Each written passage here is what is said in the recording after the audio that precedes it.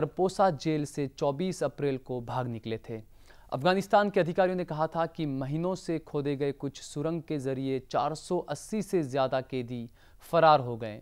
फिलहाल ये पता नहीं चला है कि इंटरपोल की सूची में कम भगोड़ों को क्यों शामिल किया गया है, जबकि जेल से 480 भगोड़े फरार हुए थे।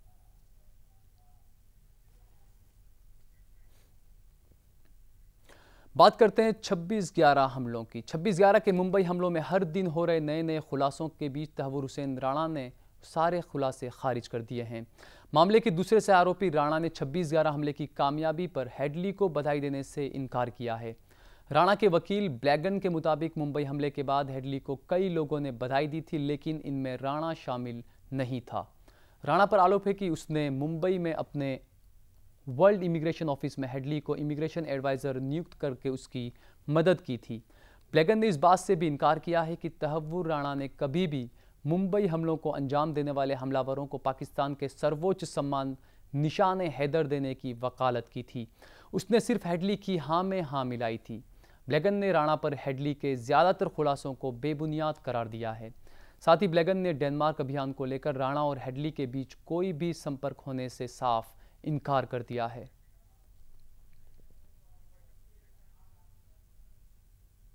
हम आपको बता दें कि हेडली जो है वो अमेरिका की शिकागो की एक अदालत में जो है वो हेडली से इन दिनों इस पूरे मामले पर सुनवाई चल रही है। इस दौरान हेडली ने कई खुलासे किए हैं और इन खुलासों को जो है वो आज तहव्वुर हुसैन राणा के वकील ने जो है वो तमाम ही खुलासों को खारिज कर दिया। उनका कहना है कि हेडली की जो भी बातें हैं वो बेबुनियाद है।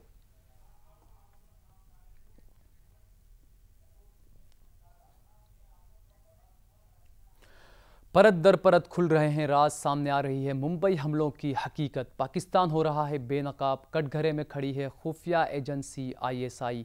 उसके गुर्गे ही कर रहे हैं उसका पर्दाफाश। मुंबई हमलों की साजिश रचने वाले डेविड कोलमैन हेडली ने किए हैं कई नए खुलासे। मुंबई हमलों पर फख्र करने वाले हेडली को अब अपनी इस साजिश पर कोई गर्व नहीं। अपने बयानों के जरिए वो पाकिस्तान का दोहरा चेहरा सबके सामने ला रहा है। हेडली का खुलासा, पाकिस्तान फिर हुआ बेनकाब। 57 पन्नों में छुपी है पाकिस्तान की करतूत। हेडली के बयान से बेपर्दा हुआ पाकिस्तान। पाकिस्तान की एक और साजिश का राजफाश। ISI के निशाने पर थे भारत के न्यूक्लियर प्लांट। ISI ने करवाई थी भारत के न्यूक्लियर प्लांट की रेकी। ISI ने रची थी न्यूक्लियर प्लांट्स को उड़ाने की साजिश। पाकिस्तान जमींदोज कर देना चाहता था भारत के न्यूक्लियर प्लांट, मचाना चाहता था भारत में हाहाकार। जरा सोचिए, क्या होता अगर किसी न्यूक्लियर प्लांट पर हो जाता आतंकी हमला? क्या होता अगर भारत का कोई न्यूक्लियर प्लांट दहल उठता धमाकों से? क्या होता अगर अपने मंसूबों में कामयाब हो जाती ISI? परमाणु प्लांट्स पर हमला करने की उसकी साजिश चढ़ जाती परवान, एक धमाका और जहरीली हो जाती फिजा, हवा में फैल जाती रेडिएशन। ना सिर्फ मुंबई, पूरे देश में मंडराने लगता रेडिएशन का खतरा।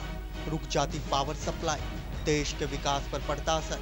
एक धमाका और देश की अर्थव्यवस्था को लगता जबरदस्त झटका। जी हाँ, ताज पर नहीं, भारत के न्यूक्लियर प्लांट पर हमले की रची थी साजिश। पाकिस्तान के आकाओं के आदेश पर हेडली ने बनाई थी न्यूक्लियर प्लांट की वीडियो। हेडली ने अपने बयान में कबूला है कि उसने पाकिस्तान के आकाओं के इशारे पर ही भारत आकर न्यूक्लियर प्लांट की टोह ली थी और पाकिस्तान को पूरा ब्यौरा दिया था। हेडली ने अपने बयान में ये भी कहा है कि पाकिस्तान खुफिया एजेंसी ISI के अधिकारी मेजर इकबाल ने उसे भारत जाने के लिए कहा और उसे भारतीय करेंसी भी दी, जिससे हेडली को भारतीय दौरे के दौरान कोई दिक्कत ना हो। पाकिस्तान के खिलाफ एक के बाद एक हेडली के खुलासे ने जहां पूरी दुनिया के सामने पाक का नापाक चेहरा ला दिया है, वही सवाल ये उठता है कि पाकिस्तान आखिर चाहता क्या है? क्यों वो भारत के खिलाफ साजिश रच रहा है? क्यों भारत के न्यूक्लियर प्लांट्स को उड़ाने की फिराक में था? इसकी एक वजह नहीं, कई वजह हैं। भारत की तेजी से बढ़ती अर्थव्यवस्था पाकिस्तान को रास नहीं आ रही है। भारत की तरक्की से जलता है पाकिस्तान। भारत के न्यूक्लियर प्लांट के साए में खुद को असुरक्षित समझता है पाकिस्तान। भारत को वो खोखला कर देना चाहता है, यहाँ की सरजमी को खून से लाल कर देना चाहता है, ताकि आतंकवाद के सफाई में उलझा रहे भारत और तरक्की न कर पाए। ब्यूरो रिपोर्ट, चैन न्यूज़। 26 नवंबर 2008 जब दहल उठा था मुंबई, चारों तरफ मच गई थी अफरा तफरी। 10 आतंकियों ने 7 मशहूर और भीड़भाड़ वाले इलाकों को बनाया निशाना। मारे गए इसमें 166 बेगुनाह लोग। लेकिन मुंबई को दहलाने की ये साजिश पहले भी 2 बार रची गई थी। हालांकि दोनों ही बार किसी न किसी वजह से साजिश नाकाम रही।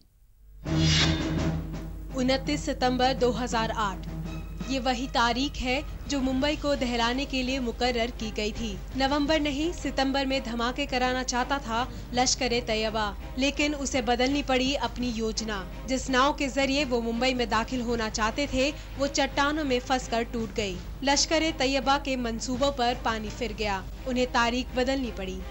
इसका खुलासा अमेरिकी अदालत को सौंपे गए दस्तावेजों से हुआ। इनके मुताबिक हेडली के पाकिस्तानी आका मीर साजिद ने उसे बताया था कि हमला रमजान के 27वीं तारीख की रात को होगा। 2008 में ये तारीख 29 सितंबर को थी। इस दौरान हेडली को साजिद का संदेश मिला, जिसमें कहा गया था योजना जारी है। दस्तावेजों के मुताबिक रमजान के बाद साजिद मीर ने हेडली के पाकिस्तान वाले घर में उससे मुलाकात की और हमलावरों को ले जा रही नाव के नष्ट होने की बात बताई।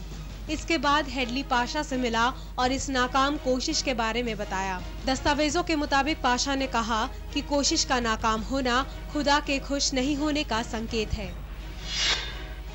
मुंबई हमलों की दूसरी कोशिश। एक बार फिर मुंबई हमलों की साजिश रची गई। साजिद ने हेडली को बताया कि मुंबई पर हमले की दूसरी कोशिश अक्टूबर 2008 में की जाएगी। इसके फौरन बाद ही दूसरी नाकाम कोशिश की जानकारी हेडली को दी गई। साजिद ने बताया कि हमलावरों ने इस बार किराए पर नाव ली। इस दौरान हमलावरों ने भारतीय मछुआरों की एक नाव पर फायरिंग की, लेकिन मछुआरे वहां से निकल भागने में कामयाब रहे, जिसके चलते हमलावर भी पीछे लौटने पर मजबूर हो गए। दस्तावेजों में बताया गया कि इस घटना के बाद हमलावरों का मनोबल टूट गया। ऐसे में उन्हें कराची में एक महफूज ठिकाने पर भेज दिया गया। मुंबई हमलों की तीसरी कोशिश। नवंबर में हेडली को मुंबई हमले की तीसरी कोशिश का साजिद का मैसेज मिला। फिर साबित हो गया पाक की सरजमी से ही नापाक इरादे को अंजाम देते हैं आतंकवादी। साजिद ने कहा कि हमलावरों का दल मुंबई पर हमले की तैयारी कर रहा है। इसके बाद 26 नवंबर 2008 को साजिद ने हेडली को टीवी खोलकर देखने के लिए कहा। तब तक दहल चुकी थी मुंबई। हर चैनल पर दिखाई जा रही थी मुंबई हमले की तस्वीरें। हेडली को तब पता चला कि मुंबई पर हमला हो चुका है। साजिद से मैसेज मिलने के बाद हेडली ने पाशा, मेजर इकबाल और शौकत राणा को हमले के बारे में जानकारी दी। Bureau report, Jain news. अमेरिकी खुफिया एजेंसी CIA ने आज पाकिस्तान के एबटाबाद के उस घर की दीवारों की तलाशी ली जहां अमेरिकी कमांडो ने हाल ही में ओसामा बिन लादेन को मार गिराया था। CIA के डिप्टी डायरेक्टर माइकल मोरेल ने इसके लिए ISI से पहले ही इजाज़त ले ली थी। पाकिस्तानी न्यूज एजेंसी डॉन के मुताबिक CIA अधिकारियों ने करीब 6 घंटे तक घर की दीवारों की तलाशी ली। इस दौरान अधिकारियों ने कई अहम सुराग हासिल भी किए हैं। खबरों के मुताबिक CIA के करीब 5 अधिकारी नज़दीकी पुलिस को जानकारी दिए बिना ही घर की तलाशी करने चले गए। दरअसल CIA को शक है कि ओसामा के घर की दीवारों में कुछ अहम जानकारियां छुपी हो सकती है। आपको बता दें कि ओसामा का घर उत्तर पश्चिमी पाकिस्तानी शहर एबटाबाद में है। 3 मंजिला इस घर के बारे में कहा जाता है कि अल-कायदा प्रमुख ओसामा बिन लादेन यहाँ पिछले 6 सालों से रह रहा था।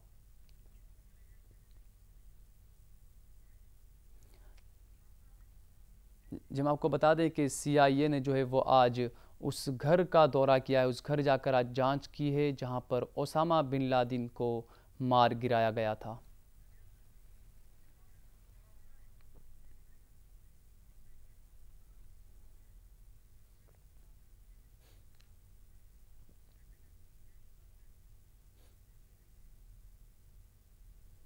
जब आपको बता दें कि ओसामा बिन लादेन को अमेरिकी कार्रवाई में एबटाबाद में मार गिराया गया था, उसके बाद में अमेरिकी खुफिया एजेंसी CIA के कुछ अफसर, कुछ अधिकारी जो है वो एबटाबाद के उस घर पहुंचे हुए हैं जहां पर al Qaeda leader Osama bin Laden को मार गिराया गया था।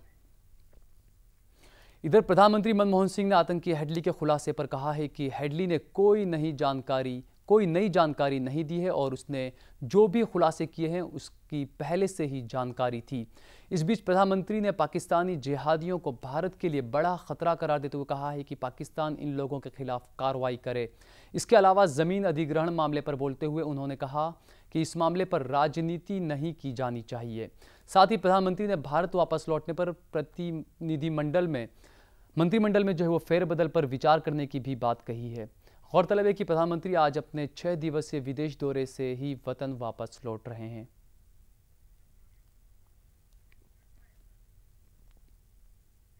और अब बात करते हैं गाजा की। मिस्र ने गाजा पट्टी के साथ रफा सीमा को रास्ते में आवाजाही पर जो लगी पाबंदी आज हटा ली है।